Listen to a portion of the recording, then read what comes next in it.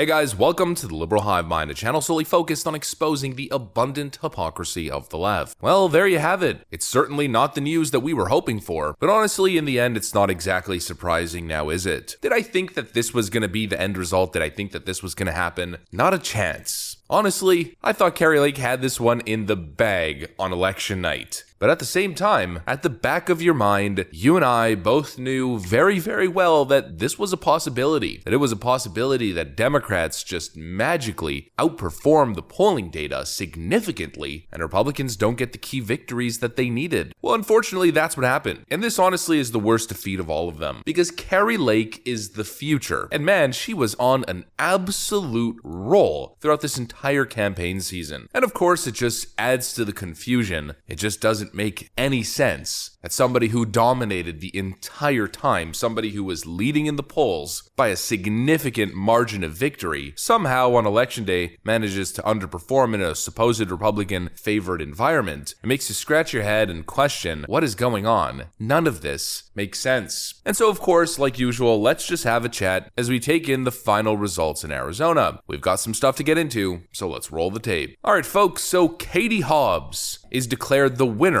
of the gubernatorial election, the gubernatorial race in the state of Arizona, winning so far right now by 18,000 points. All the late earlies and election day ballots dropped over the last couple of days. We were expecting them to break for Kari Lake at around 60%, but instead they broke around 52, 53, 54, 55% depending on the batch, and I guess it just wasn't enough. Apparently, Arizona voters decided that Katie Hobbs was a better pick. And this truly baffles the mind. How that is even remotely possible. We're purposely going to avoid any theories, but we're certainly going to focus on why this is a very, very weird result indeed. Let's start with the polling data. Across the board, Kari Lake was dominating. I mean, just take a look at the numbers. Leading by 3.5% in the aggregate, and a Fox 10/Insider Advantage poll 3 weeks before the election showed Kari Lake leading by up to 11 points. Yet somehow, Katie Hobbs outperforms the poll by 4 points. Katie Hobbs outperforms the polling data by 5 percentage points. Historically, from the 2016 to 2020 election, polls underestimate the GOP on average by around 0.5%. Kari Lake in the polling average had a lead of 4%. Therefore, you could conclude that Kari Lake is 4 points ahead, based on historical trends. Then Katie Hobbs flips that and wins by 0.8%, meaning she flipped the expected result based on polling data and the historic precedent by 4.8 points. How? You know, if Katie Hobbs was the spectacular candidate, I'd understand it. But Katie Hobbs ran possibly the worst campaign I have ever witnessed in my life, and we have been covering it and we have been saying it over and over again. First of all, Katie Hobbs is absolutely incoherent, and she showed that publicly during many events, many times.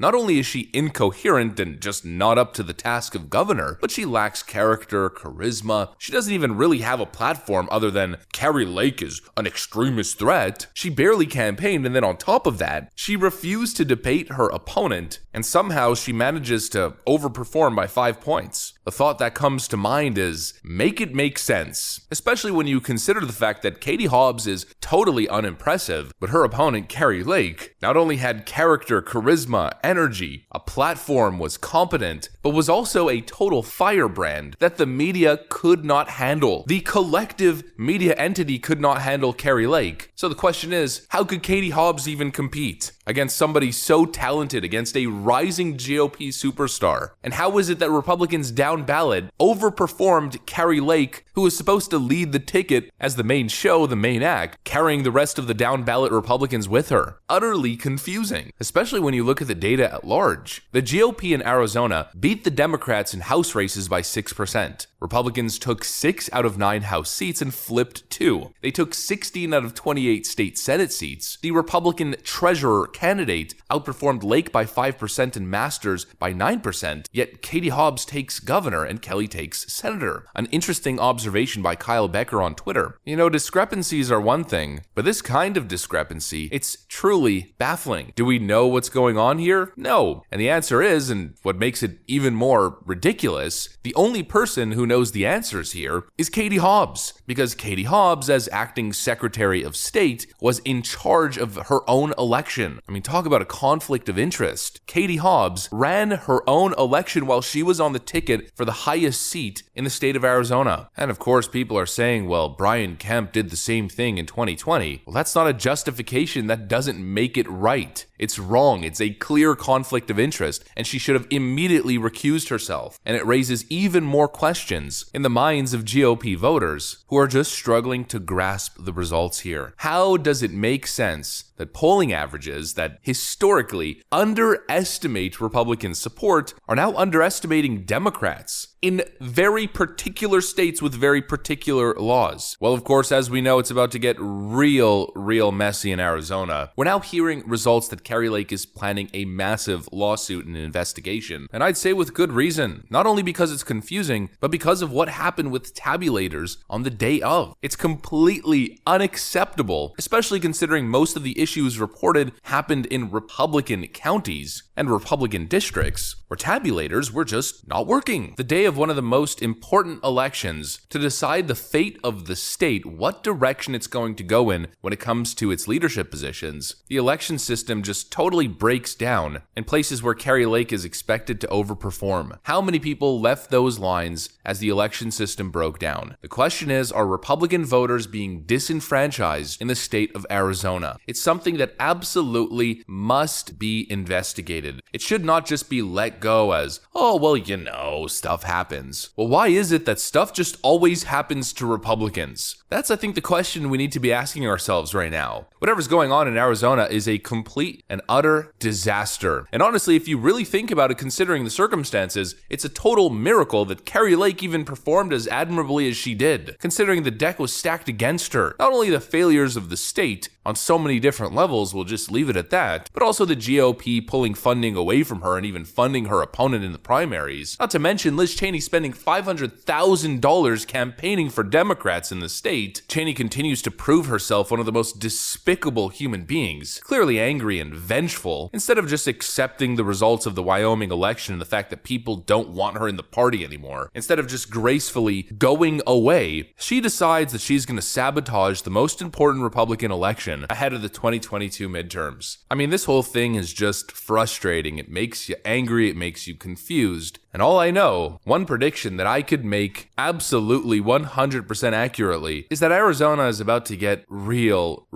messy, especially as the GOP grew more powerful in the state Senate and the state House. We'll have to see exactly what happens, and of course I will keep you guys updated, but for now, the result is that Katie Hobbs is going to be the governor. As crazy as that is and totally unbelievable as that remains to be, Katie Hobbs, the total incompetent who cannot speak and refuse to debate, the twice convicted racist Katie Hobbs. Welcome to 2022, I guess. That's what I got for you guys. Hopefully you enjoyed this video. If you did, make sure to leave a like and possibly subscribe to the channel. I'm gonna get out of here. Thanks for watching, and I'll see you on the next one.